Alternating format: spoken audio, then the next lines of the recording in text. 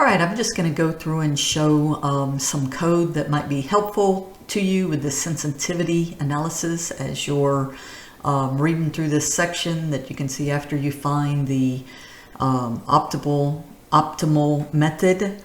Then you can see what the effect would be making changes either with the in the model parameters, and these can either be in the constraints or the objective functions. So I coded this example, so you might read through it where we have two machines and these two products, but based on these constraints of the 8 hours, they found the optimal solution.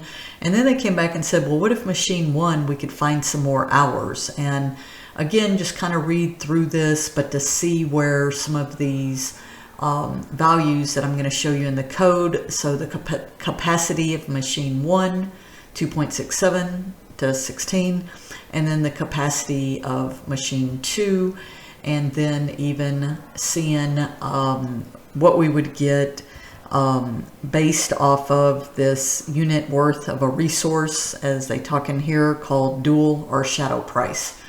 So this is my code, and I have, just get this out of the way for a second, I have put a bunch of comments in here to kind of help you understand what's happening here, where it's printing out the sensitivity report.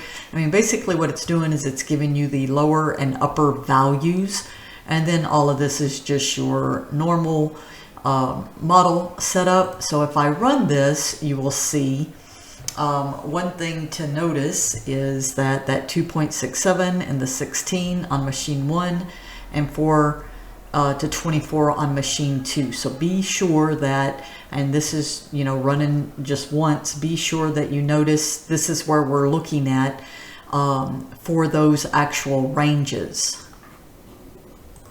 And then another thing to note, where they found this $14 being constant for the optimal on machine 1, and they even talked about the dual price for machine 2 is $2.